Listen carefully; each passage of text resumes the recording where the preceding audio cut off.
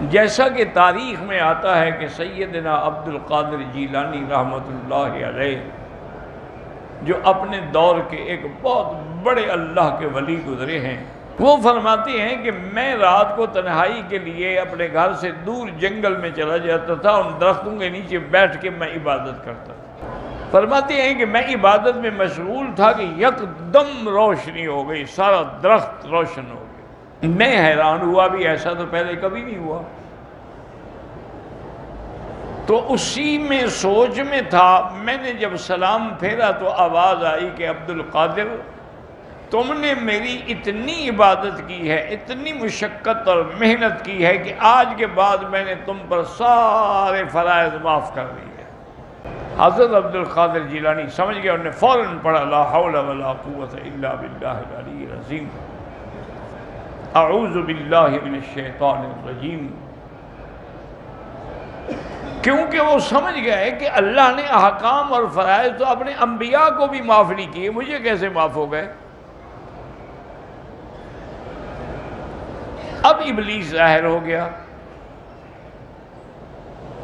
اب اس نے ایک دوسرا داؤ استعمال کیا، کہنے لگا عبد القادر چونکہ تم صرف عابد نہیں ہو، ساتھ عالم بھی ہو، اس لیے بچ گئے ہو، تمہارے علم نے تمہیں بچا لیا۔ آپ نے فرمایا اعوذ باللہ من الشیطان الرجیم، فرمایا بدبخت مجھے دھوکہ دیتے ہو، مجھے اللہ نے بچایا ہے، علم اگر بچا تو تمہیں نہ بچا لیتا، تم ابلیس کیوں بن جاتے؟ علم تو نہیں بچا سکتا، بچانے والے تو اللہ کی ذات ہے، ورنہ کتنے بڑے بڑے علماء جو ہیں وہ گمراہ ہو گئے، کتنے بڑے بڑے علماء جو ہیں وہ معتزلی بن گئے، کوئی کرامیہ بن گیا، کوئی قدریہ بن گیا، کوئی مشبہہ بن گیا، کوئی خارجی بن گیا، کوئی رافضی بن گیا، بڑے بڑے قداور علماء،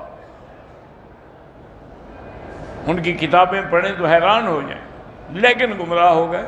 انہوں نے کہا مجھے میرے علم نے نہیں بچایا، مجھے میرے اللہ نے بچایا ہے، میں پہچان گیا ہوں کہ تم شیطان ہو۔ تو اس نے کہا عبد القادر میں تمہیں بتاؤں کہ اچھے لوگوں کو گمراہ کرنے کے لیے میرے پاس 70,000 داؤ ہے، ان کو میں موقع کے مطابق استعمال کرتا ہوں۔ آپ نے فرمایا تم جتنے داؤ استعمال کرو تمہارا اللہ والوں پر کوئی اثر نہیں ہوگا، اللہ کا فرمان ہے ان عبادی لیس لک علیہم سلطان، جو میرے بندے ہیں ان پہ تیرا غلبہ نہیں ہو سکتا۔ اس ملعون نے جب حضرت آدم کے سجدے کا انکار کیا تو اس کے فوراً بعد اس نے کہا کہ یا اللہ میں تیرے بندوں کو گمراہ کروں گا، لأغوینہم اجمعین، سب کے سب گمراہ ہو جائیں گے۔ ثم لآتینہم من بین ایدیہم ومن خلفہم وعن شمائلہم وعن ایمانہم وعن شمائلہم ولا تجد اکثرہم شاکرین، میں تیرے بندوں کو آگے سے، پیچھے سے، دائیں سے، بائیں سے، ہر حال میں انہیں گمراہ کروں گا، اور کوئی بھی باقی راستے پہ نہیں رہے گا۔ تو اللہ نے فرمایا کہ ابلیس وَبِعِزَّتِي وَجَلَالِي، مجھے بھی اپنی عزت و جلال کی قسم ہے، جب تک میرے بندے توبہ کرتے رہیں گے میں بھی گناہ معاف کرتا رہوں گا۔ تم جتنا گمراہ کر سکتے ہو زور لگاؤ۔ بزرگوں کو ان کی بزرگی میں دھوکہ دیتا ہے، جی آپ جیسا اللہ والا، آپ جیسا پہنچا ہوا بزرگ اور کون ہے دنیا میں؟